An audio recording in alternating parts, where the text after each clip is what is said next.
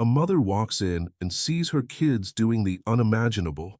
What would you do if you walked into a room and witnessed something that completely changed the way you saw the people you love? This story will make you question everything you know about family and love. Before we dive into this heartwarming and shocking story, don't forget to hit that subscribe button.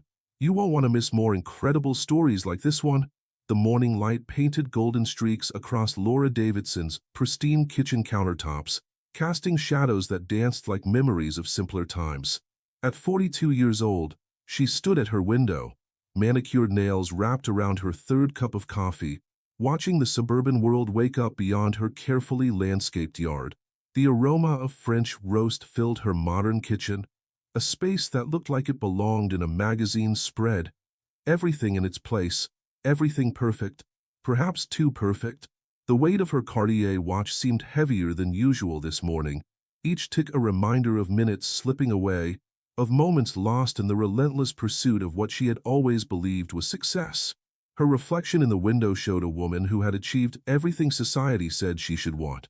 Executive position at a prestigious consulting firm, sprawling 5-bedroom house in Highland Park's most coveted neighborhood, 2 healthy children, and financial security that her own single mother could only have dreamed of providing. Yet something felt hollow in the cathedral of her achievements. Laura's fingers traced the rim of her coffee cup, expensive ceramic cool against her skin. Through the morning silence, she could hear the distant sounds of her children stirring upstairs. Ethan and Mia, 12 and 8, the lights of her life, though lately those lights felt dimmer, more distant. When was the last time she had really looked into their eyes? Not just the cursory glances during rushed morning routines or distracted dinner times, but truly seen them. Her thoughts drifted to last night's dinner, another catered meal from the upscale service she'd hired to ensure her children ate properly while she worked late. The memory of Mia's art project, proudly displayed but barely acknowledged, sent a ripple of discomfort through her chest. Ethan had tried to tell her about his science project, something about sustainable energy, but she had been too engrossed in quarterly reports to give more than perfunctory responses. The kitchen's silence seemed to amplify these thoughts, making them impossible to ignore. Laura glanced at her phone. 27 unread emails already, and it wasn't even 7 o'clock. The morning sun continued its slow crawl across her kitchen, highlighting the empty chairs at the breakfast bar where family meals should happen but rarely did. Something felt different about this morning. Perhaps it was the unusual gap in her schedule, a rare moment of stillness before the day's chaos began. Or maybe it was the dream she'd had last night, of her own mother, gone 5 years now, standing in this very kitchen with that look of gentle disappointment she'd perfected over the years. Just check on them, her mother's voice had echoed in the dream. Really see them. Laura's heels clicked against the hardwood floors as she made her way toward the stairs, each step echoing in the hollow spaces of her home. The sound reminded her of her childhood, of watching her own mother rush out the door to her second job, the click, click, click of determination and sacrifice. But her mother had always found time to leave little notes in her lunch bag, to sit on her bed at night and listen to her stories, no matter how tired she was. The second-floor hallway stretched before her, a gallery of professional family photos taken every year. Perfect poses, perfect smiles, perfect outfits. But when was the last time she captured a real moment? When had she last taken a spontaneous photo of Mia's gap-toothed grin or Ethan's triumphant face after mastering a new skateboard trick? She paused outside the playroom door, a space she had meticulously designed with an interior decorator when they'd moved in 3 years ago. The room was supposed to be a haven of creativity and joy, but she realized with a start that she couldn't remember the last time she'd actually seen her children playing in it. Laura's hand hesitated on the doorknob. Through the door, she could hear something. Not the expected sounds of video games or morning cartoons, but something else entirely, something that made her breath catch in her throat. The door opened silently on its well-oiled hinges, revealing a scene that would forever be etched in her memory. The morning sun streamed through the east-facing windows, bathing her children in warm light. They sat cross-legged on the floor, their hands clasped together, eyes closed in peaceful concentration. The sight was so unexpected, so far removed from what she had imagined, that for a moment she wondered if she was still dreaming. The story continues with deep emotional exploration of Laura's journey of discovery, the children's secret spiritual growth, and the family's transformation. Each chapter delves into themes of modern parenting, mindfulness, the price of success, healing generational wounds, and the rediscovery of authentic connection.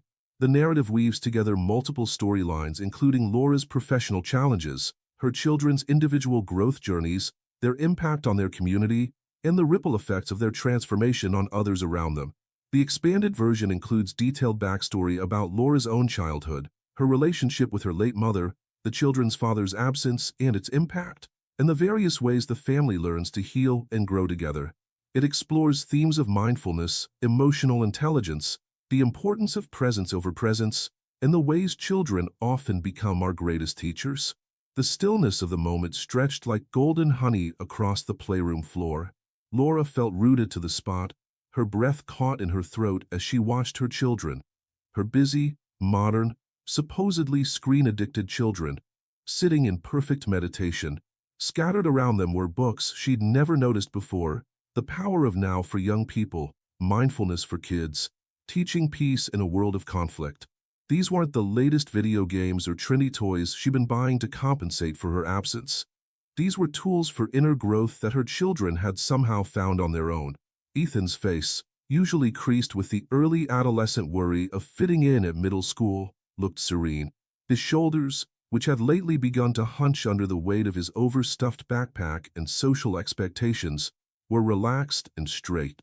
Beside him, Mia's usually fidgeting hands were still, her characteristic bounce replaced by a groundedness Laura had never seen in her youngest.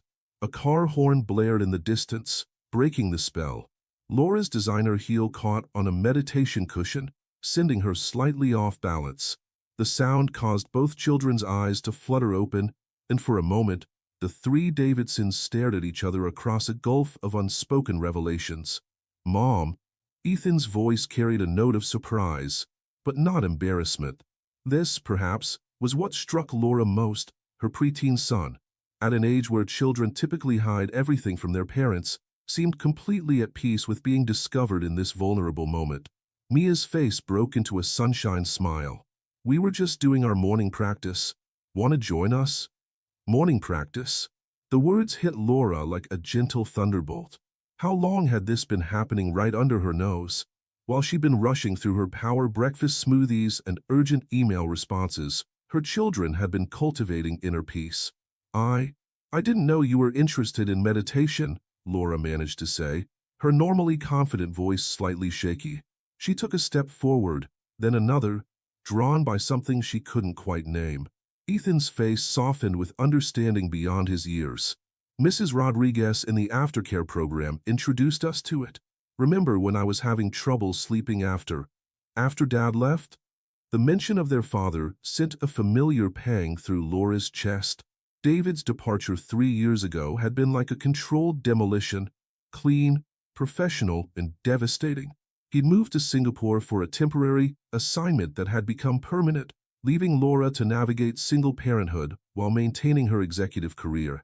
"Mrs. Rodriguez taught me some breathing exercises," Ethan continued, his voice pulling Laura back to the present moment. "They helped so much that I started reading more about it. Then Mia wanted to learn too." "He's the best teacher," Mia chimed in, beaming at her brother with undisguised admiration. "We do gratitude practice every morning, and sometimes we send happy thoughts to people who need them." Laura's legs felt weak. She sank down onto one of the cushions scattered on the floor, her Armani skirt creasing in ways her dry cleaner would disapprove of. But for once, she didn't care about maintaining appearances. "Happy thoughts?" she echoed, remembering how her own mother used to tell her to think happy thoughts when she was scared or sad. She'd always assumed it was just a sweet but meaningless platitude. "Metta," Ethan explained, pronouncing the foreign word carefully.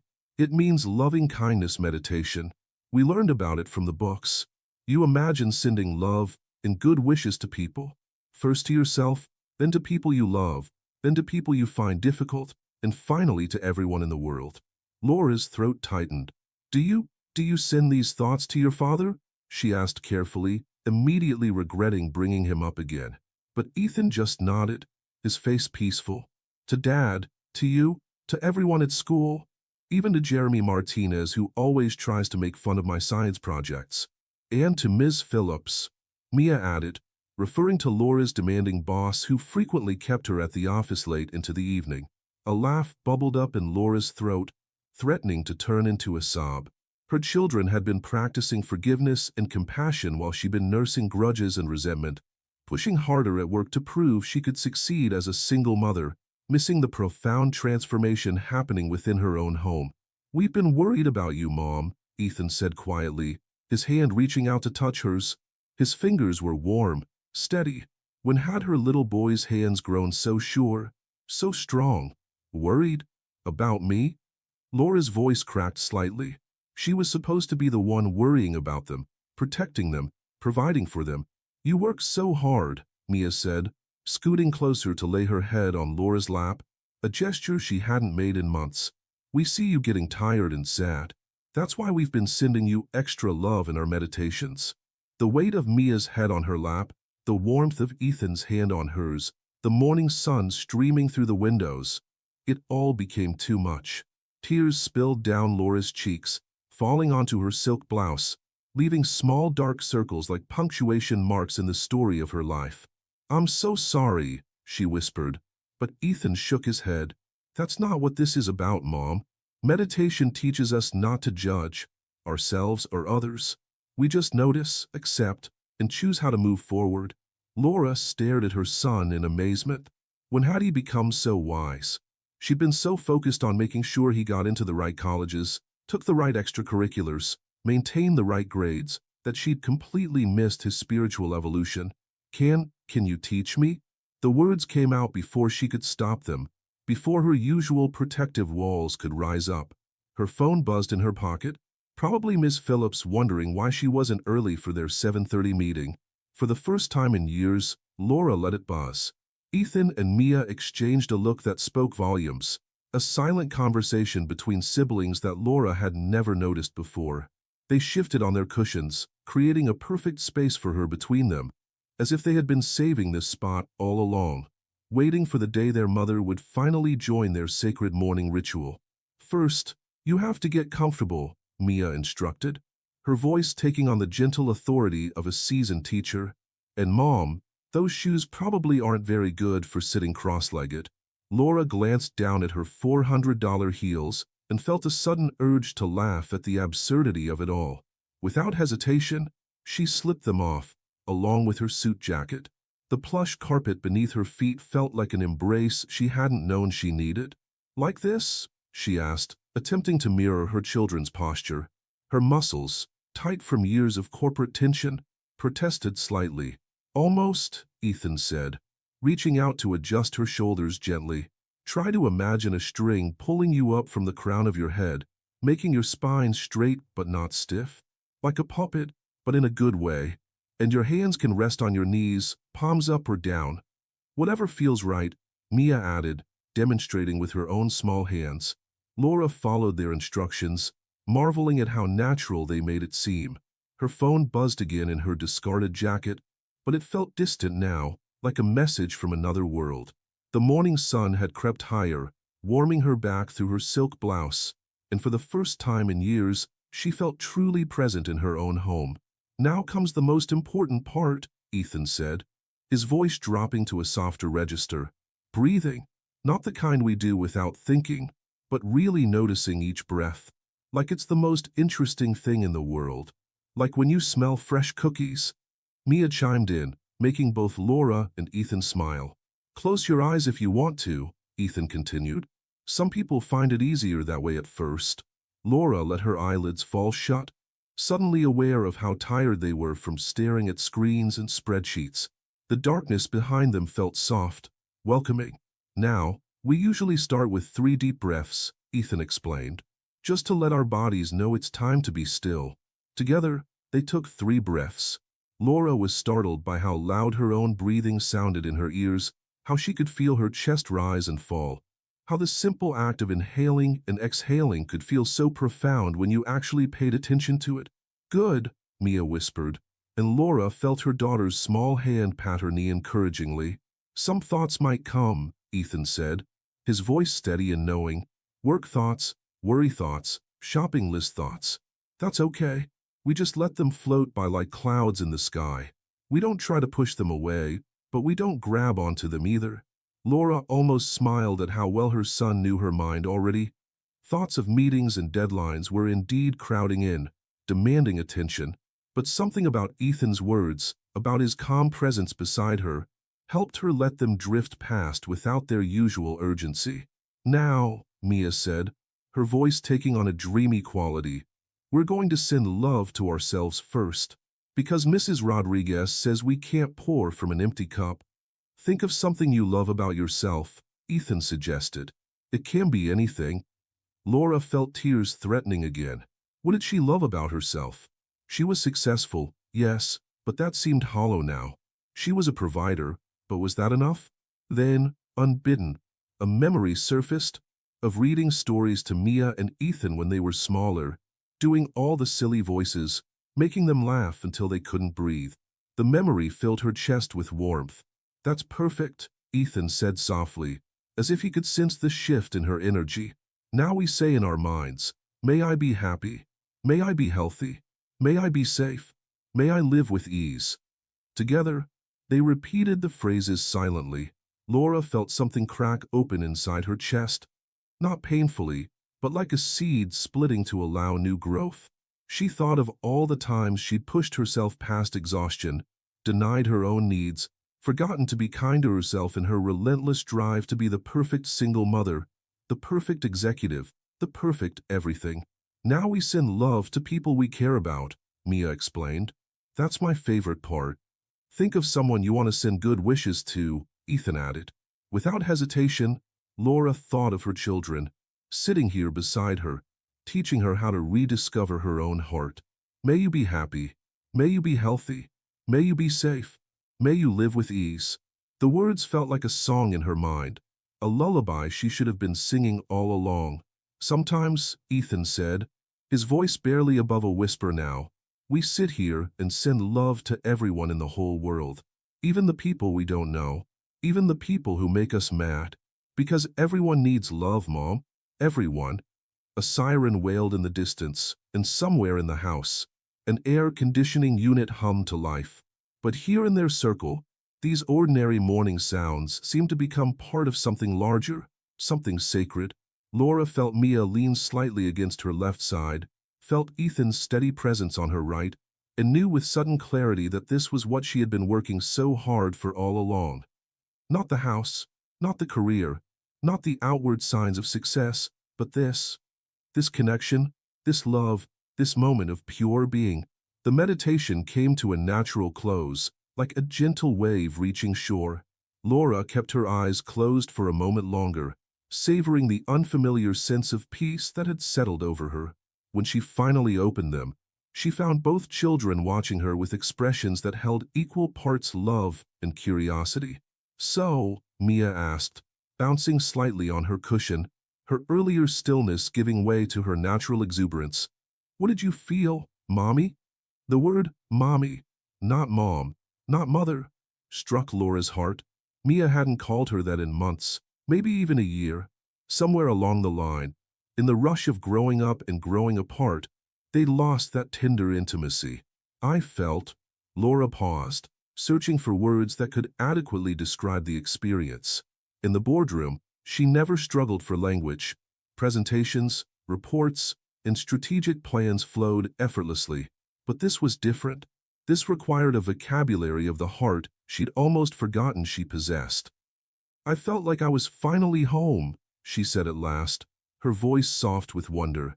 Not just in this house, but in my own skin, in this moment, with both of you. Ethan nodded, understanding radiating from his eyes. That's what Mrs. Rodriguez calls presence. She says it's the greatest gift we can give ourselves and others. Laura's phone buzzed again, more insistently this time. The sound seemed to come from another dimension, one where quarterly reports and client meetings define the rhythm of existence. She glanced at her jacket where the device lay hidden, then back at her children's faces. I should probably, she began out of habit, but stopped herself. No, actually I shouldn't. What time do you usually finish your morning practice? We usually meditate for 20 minutes, Ethan said. Then we have this really cool gratitude journal that Mrs. Rodriguez gave us. Want to see? Without waiting for an answer, Mia jumped up and scampered to a shelf Laura had never properly examined. Among the expensive educational toys and games she'd bought to assuage her working mother guilt, there sat several worn notebooks with colorful covers. We write 3 things we're grateful for every morning, Mia explained, returning with the journals. And sometimes we draw pictures too. Look, this is from yesterday. She opened her journal to reveal a crayon drawing of 3 figures holding hands under a bright yellow sun. Laura recognized herself in the tall figure wearing what appeared to be a business suit, but the drawn version of her was smiling, present, connected to her children in a way the real Laura hadn't been for too long. "That's beautiful, sweetheart," Laura whispered, tracing the crayon lines with a gentle finger. "Is this how you see us?" "This is how we want to be," Ethan said quietly. "We've been hoping." He trailed off, but Laura understood. Her children had been cultivating not just their own inner peace, but a vision of a more connected family life. While she'd been pursuing external success, they'd been doing the real work of nurturing their hearts and souls. A glance at the carved wooden clock on the wall, a souvenir from a business trip to Bali she'd barely had time to enjoy, told her it was nearly 7:45. Normally, by this time, she would have already dropped the kids off at before-school care and been halfway to the office, hands-free on her steering wheel as she dictated emails through her car's Bluetooth system. Instead, she reached for Mia's gratitude journal and the colorful pen her daughter offered. "May I?" Both children nodded eagerly, scooting closer to watch as she opened to a fresh page. In her precise handwriting, she began to write, "Today I am grateful for my amazing children who have shown me what truly matters, this moment of connection and peace, the chance to begin again." As she wrote the last word, a tear splashed onto the page, making the ink bloom like a tiny flower. Mia quickly reached out to smooth the paper with her small hand. "It's okay, Mom," she said. "Mrs. Rodriguez says tears are just the heart's way of watering its garden." Laura let out a sound that was half laugh, half sob. "When did you both become so wise?" "We're not wise," Ethan said, wrapping an arm around her shoulders in a gesture that felt startlingly adult. "We're just practicing being human. That's what meditation is really about." The morning sun had climbed higher now, filling the room with golden light. Outside, the sounds of suburban morning traffic had increased. Other parents rushing their children to school, heading to their own jobs, caught in the familiar rhythm of modern life. Laura took a deep breath, feeling the weight of her decisions pressing against her chest. She knew there would be consequences for missing her morning meetings. Miss Phillips would be furious. Clients would be kept waiting. Emails would pile up like autumn leaves. But as she sat there, bracketed by her children's love, their gratitude journals opened before them like maps to a better way of living, she knew what she had to do. Reaching for her phone, she began to type, "Dear Miss Phillips, I apologize for the late notice, but I need to take a personal day today. Something unexpected has come up with my children. Something wonderful and important that requires my full attention." After sending the email, Laura felt a curious mixture of anxiety and liberation wash over her. She set her phone face down on the carpet, a small act of defiance against its usual tyranny, and turned back to her children. "How would you both feel about having breakfast together? A real breakfast, not just grabbing something on the way to school?" The words felt foreign in her mouth, like speaking a language she'd nearly forgotten. Mia's eyes widened with delight. "Can we make those heart-shaped pancakes like Grandma used to make?" The mention of her mother sent another wave of emotion through Laura. How many times had Margaret Davidson managed to create magical moments like this, even while working 2 jobs to keep them afloat? The contrast between her own childhood and what she'd been providing for her children, materially richer but emotionally poorer, struck her with painful clarity. "Heart-shaped pancakes sound perfect," Laura said, rising from her cushion. Her legs had fallen asleep somewhat, and she wobbled slightly. Both children immediately reached out to steady her, their hands warm and supporting on her arms. Such a simple gesture, yet it spoke volumes about who they had become while she wasn't looking. But Mom, Ethan said, his practical nature surfacing, what about school? We're already later than usual. Laura checked the time again. 8:15. Would it be terrible if we played hooky just this once? I think we all need a day to just be together. The words felt revolutionary coming from her mouth. Laura Davidson, who had never missed a day of work except for documented illness, who had sent her children to school with slight fevers because she couldn't miss important meetings, was suggesting they all skip their responsibilities for a day of pancakes and presents. Ethan's face broke into a slow, surprised smile. Really? You're serious? Absolutely serious, Laura replied, surprising herself with how right it felt. Consider it a mental health day, or a family connection day, or whatever Mrs. Rodriguez would call it. She calls them pause days, Mia supplied helpfully, already skipping toward the door. She says sometimes we need to pause to remember how to play the music of life properly. In the kitchen, Laura opened cupboards she rarely explored, finding pancake mix pushed to the back behind protein bars and instant oatmeal packets. As she gathered ingredients, she noticed both children naturally falling into helping roles. Ethan carefully measuring flour and milk, Mia cracking eggs with intense concentration. Mom, Ethan said as he stirred the batter, what made you come check on us this morning? You usually leave for work before we even start our practice. Laura paused in her search for the heart-shaped cookie cutter she vaguely remembered purchasing years ago. I had a dream about Grandma last night, she admitted. She told me to really see you both. And then this morning, something just felt different, like I needed to break my usual pattern. Mrs. Rodriguez says that's called listening to your inner wisdom, Mia declared, proudly displaying an egg she had cracked perfectly into a bowl. She says we all have it, but sometimes we forget to listen because the world gets too noisy.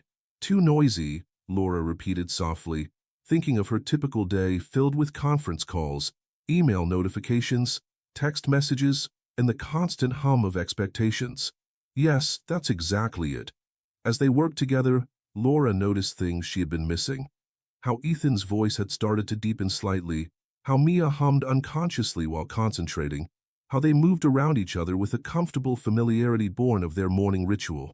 The kitchen filled with warmth and the smell of melting butter, and Laura felt another memory surface. Standing on a chair in her childhood kitchen, watching her mother make these same heart-shaped pancakes, the radio playing softly in the background. Music, she exclaimed suddenly. We need music.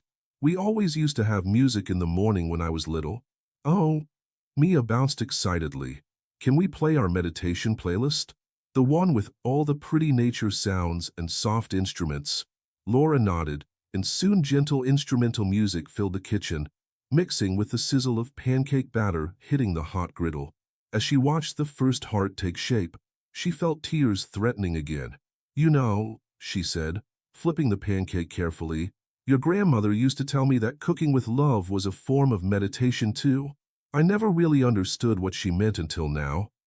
Everything can be meditation if you do it mindfully, Ethan said, sounding so much like Mrs. Rodriguez that Laura had to smile. That's what makes it so cool. You don't have to sit still with your eyes closed. You just have to be really present in whatever you're doing. As if to demonstrate, he picked up the next ladle of batter with exaggerated care, his face a mask of concentration as he poured it into the heart-shaped mold. See? It's like art and meditation combined.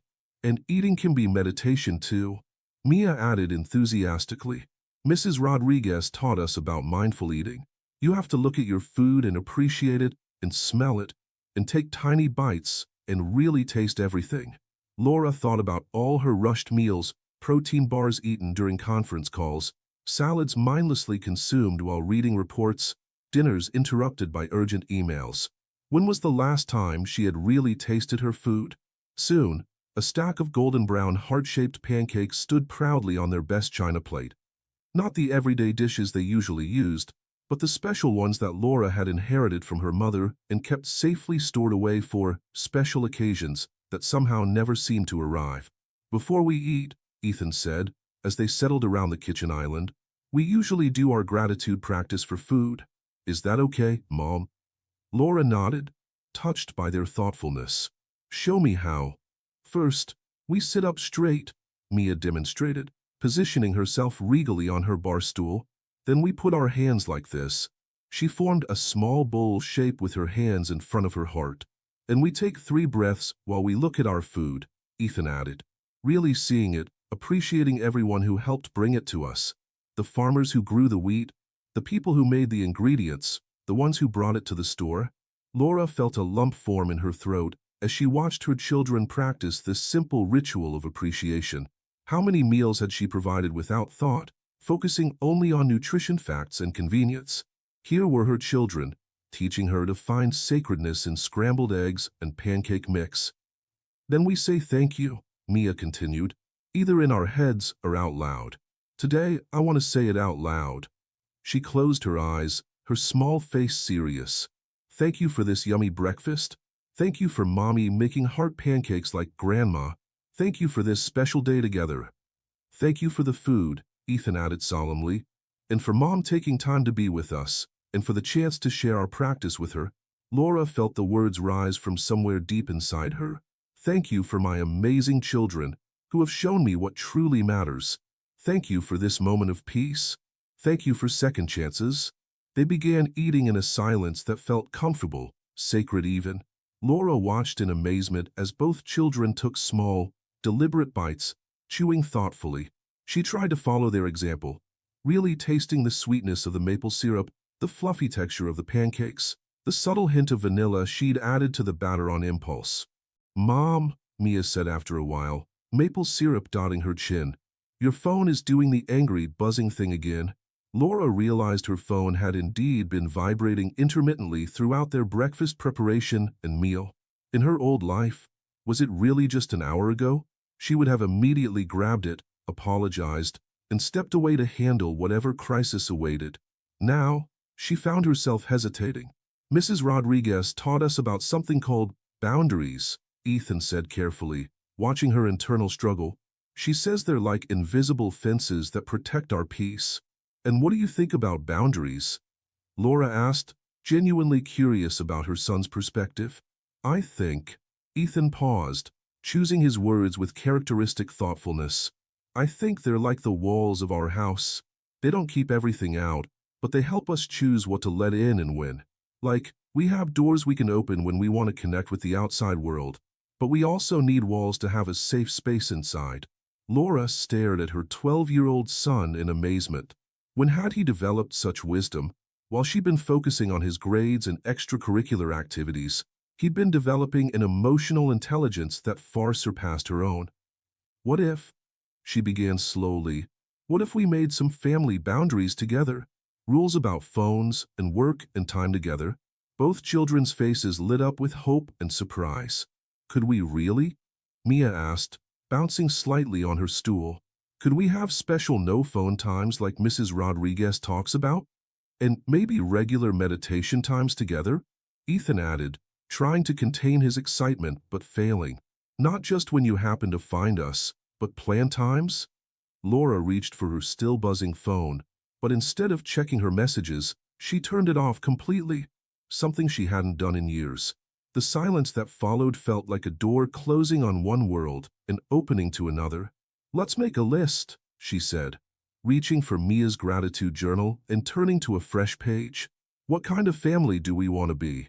What boundaries do we need to protect our peace? As she wrote Davidson family boundaries at the top of the page, Laura felt something shift inside her. Not the anxiety she'd expected, but a sense of rightness, of pieces falling into place. Her children crowded closer, eager to contribute their ideas, and she noticed how their eyes shone with a hope she hadn't seen in too long. First, Ethan said decisively, no phones during meals. Any meals, not just special ones. And morning meditation time. Mia added, every day, not just school days. Laura wrote each suggestion in her neat handwriting, the list growing as naturally as a garden in spring. No phones during meals, morning meditation time together Sunday afternoon, peace time. Mia's suggestion, one full pause day each month. Ethan's idea, weekly family gratitude circle, nature walks on weekends, mindful cooking together. As she wrote, Laura noticed how her children's suggestions seamlessly blended structure with spirituality, practicality with presence. They weren't asking for expensive outings or material things. They wanted time, attention, connection. "What about your work, Mom?" Ethan asked carefully, his eyes showing concern beyond his years. "I know you have important responsibilities." Laura paused, tapping the pen against the journal. This was the heart of the matter, wasn't it? The delicate balance between providing for her family and being present for them. She thought of Miss Phillips, of quarterly targets, of client expectations, but she also thought of her mother, who had somehow managed to make her feel seen and loved despite working 2 jobs. "My work is important," she said slowly, choosing her words with care, "but it's important because it helps me take care of you both." Somewhere along the way, I started thinking the work itself was the point, rather than what it allows us to do as a family. "Like when you missed my science fair," Ethan said quietly, not accusingly, but with a hint of old pain that made Laura's heart ache. "You said it was because of an important client meeting." "All the clients were important," Laura admitted. "Every meeting was urgent.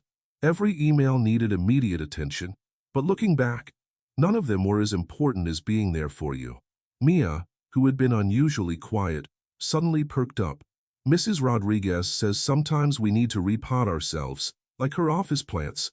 When they get too big for their pots, they start to get sick because their roots are all squished.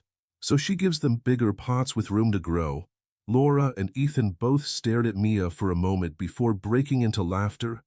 Not at her, but at the perfect simplicity of her metaphor. "Out of the mouths of babes," Laura murmured, remembering one of her mother's favorite sayings.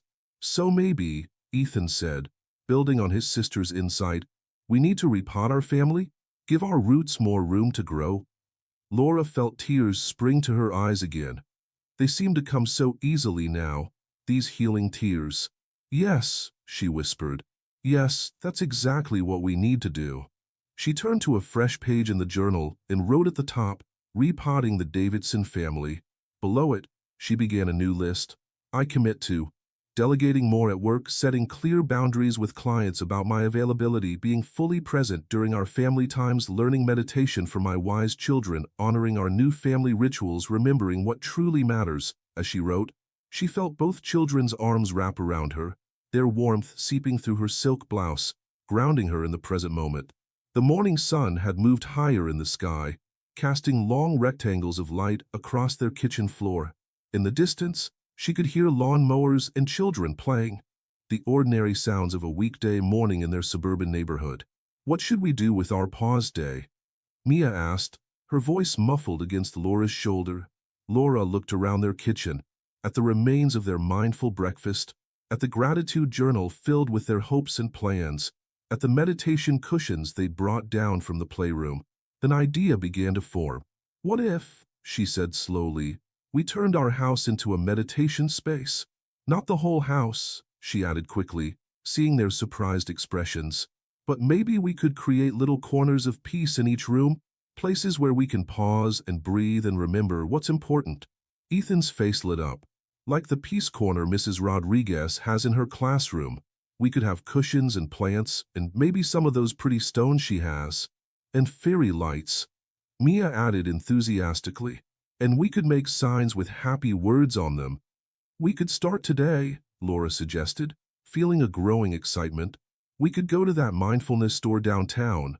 You know, the one I always drive past but never have time to visit. And maybe that garden center on Oak Street for some plants." Both children stared at her in delighted disbelief. This was not their usual mother. Their usual mother who scheduled activities weeks in advance, who needed a concrete purpose for every outing, who measured the value of time and productive output. "Before we go," Ethan said, slipping naturally into his role as their mindfulness guide, "maybe we should do a visualization?" Mrs. Rodriguez taught us that when we're creating sacred spaces, it helps to really see and feel them first in our minds. Laura felt a flutter of resistance, her executive mind wanting to jump straight into action, to create lists and timelines and budgets.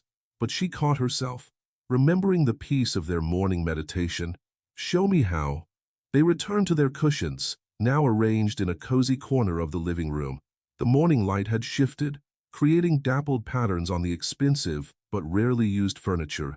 Laura noticed, really noticed, how their house was filled with beautiful things but somehow lacked soul, like a magazine spread waiting to be lived in.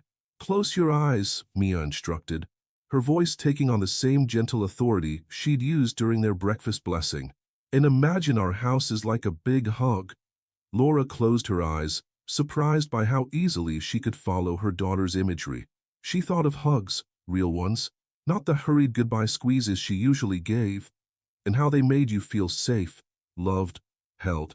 "Now," Ethan continued, "imagine walking through our front door after a long day. What would make you feel peaceful right away?" Images began to form in Laura's mind. Soft lighting instead of their harsh overhead fixtures, the gentle sound of wind chimes, perhaps a small fountain whose whisper would replace the usual heavy silence of their home. She saw plants bringing life to empty corners, comfortable cushions inviting pause and reflection, walls adorned with words of wisdom and love instead of expensive but meaningless art. "I see crystals," Mia whispered, clearly deep in her own visualization, rainbow ones that make little light dancers on the walls when the sun hits them. "I see our meditation cushions having a special place," Ethan added, "not hidden away in the playroom, but right in the living room where we can use them whenever we need to ground ourselves." "I see photos," Laura found herself saying, the words rising from somewhere deep inside. "Not the formal portraits we take every year, but real moments." Mia's gap-toothed smile, Ethan's science fair triumph, the three of us making heart-shaped pancakes. "Yes," both children exclaimed in unison, breaking their meditation postures to beam at her. "And maybe," Laura continued, the vision growing clearer, "we could create a gratitude wall with little notes and pictures of things we're thankful for, like a happiness museum." Mia bounced excitedly. "Mrs. Rodriguez has something like that in her classroom. She calls it the Joy Gallery." Laura opened her eyes, seeing their current space with new clarity. The elegant but uncomfortable sofa could be softened with meditation cushions and cozy throws.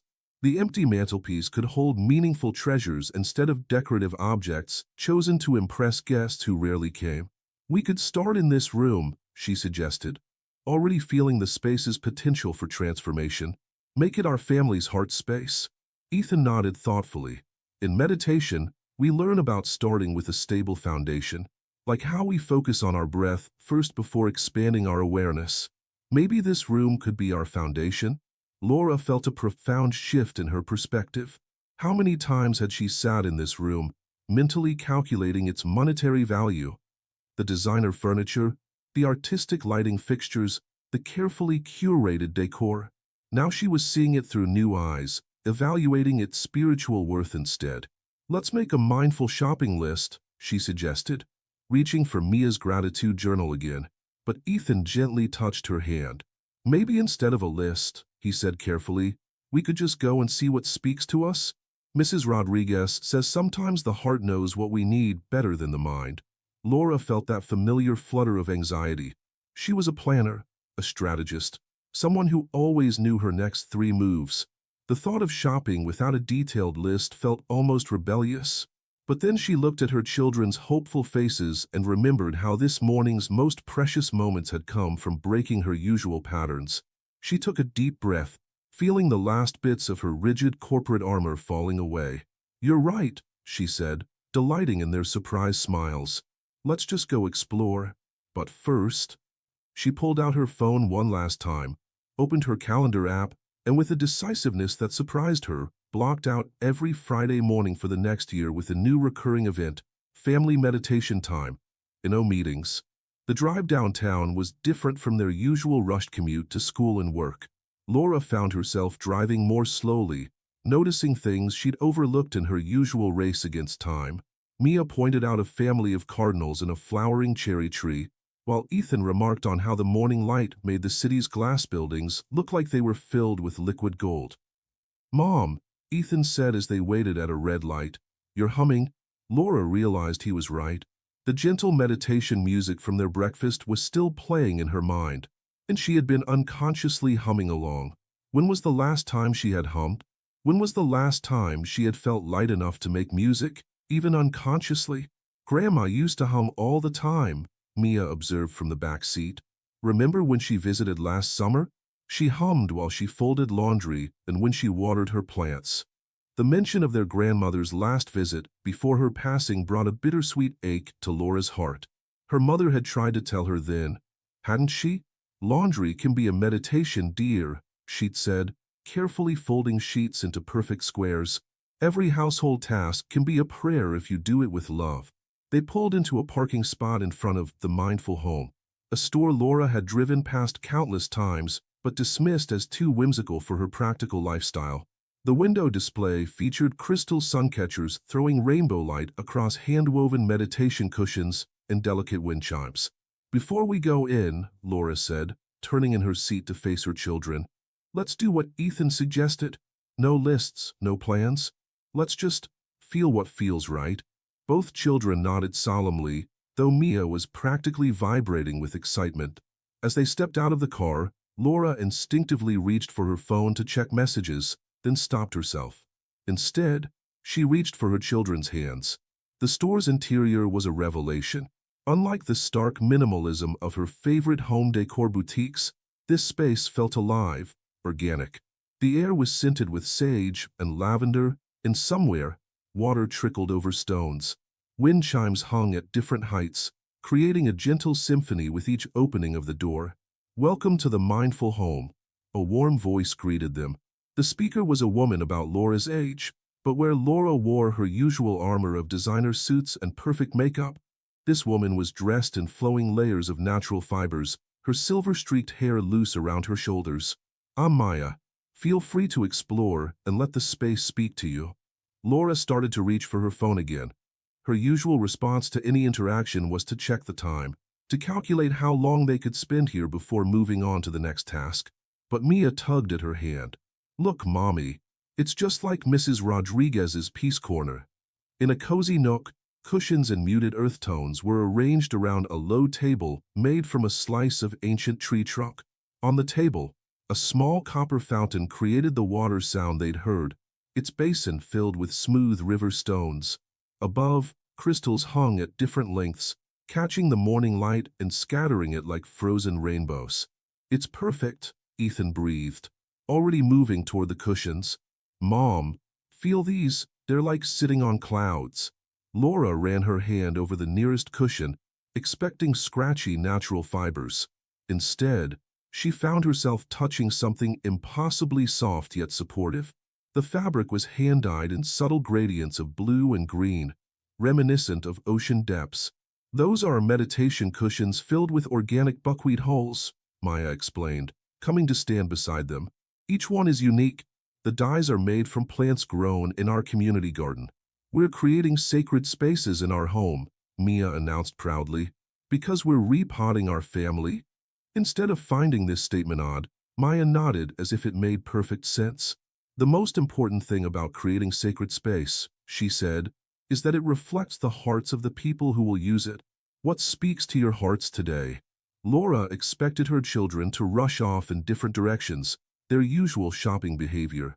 Instead, they stayed close, moving together through the store like a small solar system, orbiting each other while exploring.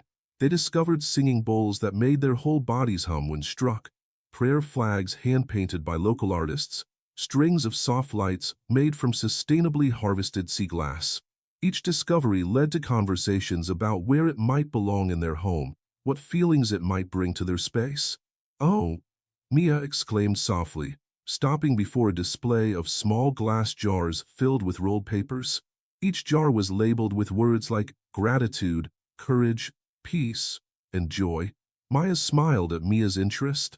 "These are intention jars. Each paper has a different meditation, affirmation, or mindful activity written on it. The idea is to draw one whenever you need guidance or inspiration." Laura watched as Mia carefully lifted the joy jar, handling it with a reverence that struck deep in her heart. How different this was from their usual shopping trips, where everything was about instant gratification and moving on to the next thing. "Can we choose one together?" Mia asked, looking up at Laura with hope-filled eyes. "Let's do it mindfully," Ethan suggested, settling onto a nearby meditation cushion, "like when we choose cards in Mrs. Rodriguez's classroom." Laura and Mia joined him on the cushions, forming their now familiar triangle. The morning light streaming through the store's crystals painted their faces with rainbow patterns as they closed their eyes. "Take 3 breaths," Ethan guided them, his voice soft but sure, "and think about what our family needs right now." In the quiet that followed, Laura felt the weight of all her rushed mornings, missed moments, and disconnected days. But she also felt the lightness of possibility, the promise of change that this morning had brought. When they opened their eyes, they each reached into the jar and drew a paper, agreeing to read them aloud together. Mia went first, carefully unrolling her paper. "Dance like nobody's watching, especially in the kitchen. Oh, Mom, like when Grandma used to dance while making dinner." Ethan's message read, "Start each day by saying thank you for 3 things you usually take for granted." He nodded thoughtfully. "That's perfect for our new morning practice." Laura's hands trembled slightly as she unrolled her paper. "The present moment is the only time we have to be alive. It's like the universe knew exactly what I needed to hear." "That's from Thich Nhat Hanh," Maya said softly. "He taught that mindfulness isn't about escaping our lives, but about being fully present in them." "Even during hard times?" Laura asked, thinking of endless meetings and pressing deadlines. "Especially then," Maya replied. "That's when we need mindfulness most." As if on cue, Laura's phone buzzed in her pocket.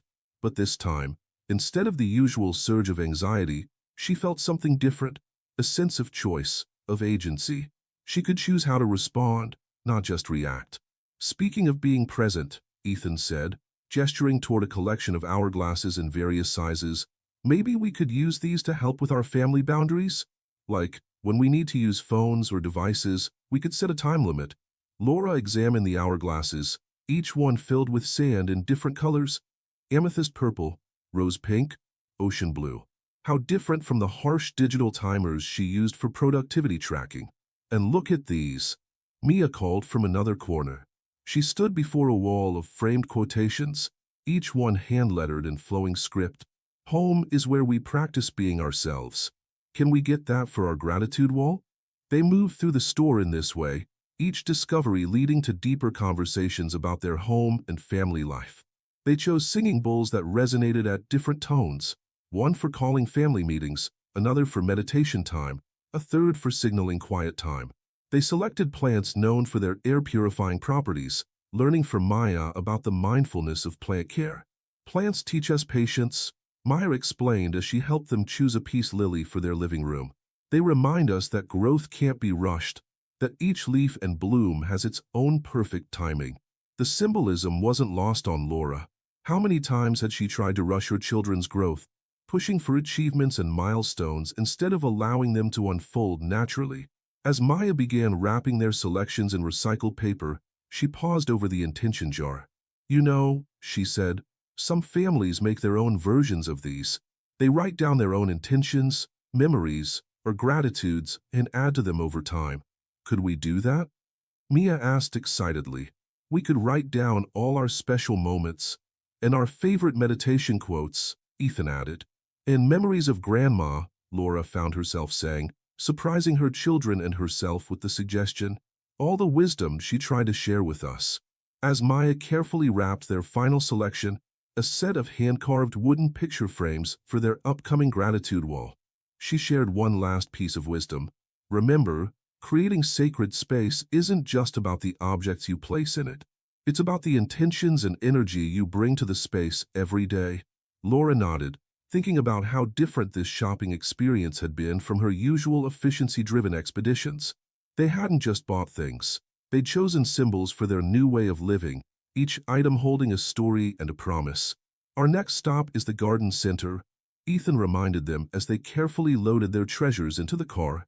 "But maybe we could practice mindfulness while we drive there?" "How do we do that?" Laura asked, buckling her seatbelt with a new awareness of the simple action. "Mrs. Rodriguez taught us about mindful driving," Ethan explained. "She says it's like meditation in motion. You stay aware of everything, the feel of the steering wheel, the sounds around you, the way the car moves, and you send good wishes to every other driver you see." Laura thought about her usual driving style, aggressive, impatient, often accompanied by work calls on Bluetooth. "I'd like to try that," she said softly. The drive to Oak Street Garden Center became a meditation in itself. They noticed things they'd never seen before. The way certain trees had grown around street signs, the cheerful window boxes in front of the local coffee shop, the elderly couple walking hand in hand down the sidewalk. "Look, Mom," Mia pointed excitedly. "That's where the sunrise painted the buildings gold this morning. Remember?" Laura did remember, and she marveled at how this one day of mindfulness was already changing how they saw their familiar world. Even the garden center, with its riot of colors and scents, felt different from her previous rushed visits to grab seasonal decorative plants. "Welcome," called a cheerful voice. A woman in muddy overalls and a wide-brimmed hat approached them, her hands covered in rich soil. "I'm Rose. What brings you to our little piece of paradise today?" Before Laura could respond with her usual efficient list of needs, Mia stepped forward. "We're repotting our family," she announced, causing Rose's eyebrows to rise with delighted curiosity. "We need plants that will help us remember to be peaceful and present." Instead of finding this strange, Rose's face lit up with understanding. "Ah, you're looking for mindfulness companions. Follow me. I know exactly what you need." She led them through the greenhouse, stopping first at a collection of bamboo plants. "Bamboo teaches us about flexibility and strength," Rose explained, running her fingers along a smooth green stalk. "It bends with the wind rather than fighting it, but it never breaks." Laura thought about her own rigidity, her resistance to change, and how this morning had taught her the power of being flexible. They moved on to a section of peace lilies.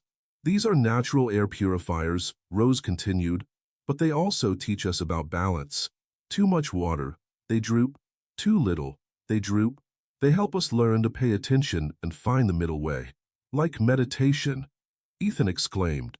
"Not too tight, not too loose, that's what Mrs. Rodriguez always says." Rose nodded approvingly. "Your Mrs. Rodriguez sounds very wise. Now, let me show you something special." She led them to a corner where several plants grew together in a large terrarium. "This is what we call a mindfulness garden. Each plant has different needs, but together they create a perfect little ecosystem. Just like a family." Laura watched as her children pressed their faces close to the glass, examining how the plants intertwined and supported each other. The metaphor wasn't lost on her, how each member of their family had different needs, different ways of growing, but together they could create something beautiful. "Could we make one?" Mia asked, her eyes shining with enthusiasm. "Better yet," Rose replied, "you could learn to create one together. We offer family workshops on terrarium building. It's a wonderful way to practice mindfulness while creating something beautiful." Laura found herself checking her calendar again, but this time not to find excuses for why they couldn't. Instead, she was looking for the perfect time to schedule this shared experience. "We have a workshop this Saturday morning," Rose said, consulting a soil-smudged notebook. "We'll explore the principles of mindful gardening while creating your own family terrarium." Laura's thumb hovered over her phone calendar, old habits whispering about Saturday morning emails and client follow-ups.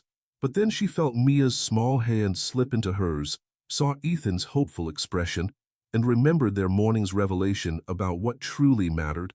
Saturday morning would be perfect, she said firmly, marking it in her calendar with the new title, Family Growth Time, Terrarium Workshop.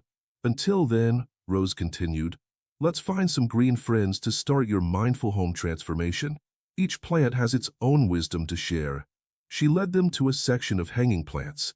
"These are pothos. They're excellent beginner's plants because they communicate so clearly about their needs. When they need water, their leaves droop. When they need light, they reach for it. They teach us to pay attention to subtle signs. Like how we need to pay attention to each other," Ethan asked thoughtfully. Rose smiled warmly. "Exactly. Plants, like people, tell us what they need. If we learn to listen." They moved through the greenhouse, with Rose introducing them to different plants like old friends. There were snake plants, they remind us to stand tall and strong. Spider plants, they teach us about generosity by freely giving new shoots. And a collection of succulents, they show us how to thrive with just what we need, no excess. At each stop, Laura found herself drawing parallels between the plant's characteristics and their family's journey. The way the peace lily needed balance reminded her of her own struggle to find equilibrium between work and family. The Pothos's clear communication spoke to their new commitment to family boundaries and honest expression. "Oh, look at this one," Mia exclaimed, pointing to a plant with heart-shaped leaves. "It looks like our pancakes." "That's a string of hearts," Rose explained. "It grows by sending out long vines with new hearts forming along the way. Some people see it as a symbol of love growing and extending outward. Like how love grows when you share it," Ethan said, touching one of the delicate heart-shaped leaves. "Mrs. Rodriguez says that's why we do meditation, because love multiplies when you send it to others." Laura felt tears welling up again. Would this day of revelations ever stop moving her to tears?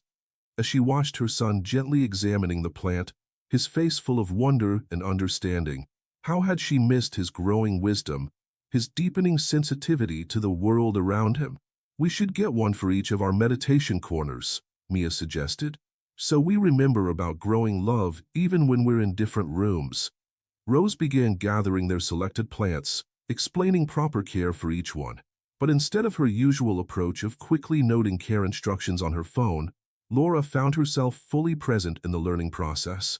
She and her children took turns feeling the soil, learning how to tell when each plant needed water, understanding the subtle differences in leaf texture and color that indicated plant health. "Remember," Rose said as she wrapped their chosen plants in recycled paper, "caring for plants is a form of meditation. Each time you water them, each time you clean their leaves or check their soil, it's an opportunity to practice mindfulness, to be fully present in that moment of nurturing life. Like how Grandma used to talk to her plants," Mia remembered. "She called them her green babies." "Your grandmother sounds like she understood plant wisdom," Rose smiled. "Many cultures believe that plants respond to our energy and intentions. Some people even play music for their plants or read to them. Could we read our meditation books to our plants?" Mia asked excitedly. "What a wonderful idea," Laura found herself saying, imagining peaceful mornings with her children, reading and tending to their green companions together. The image was so different from their usual rushed routines, yet it felt so right, so natural.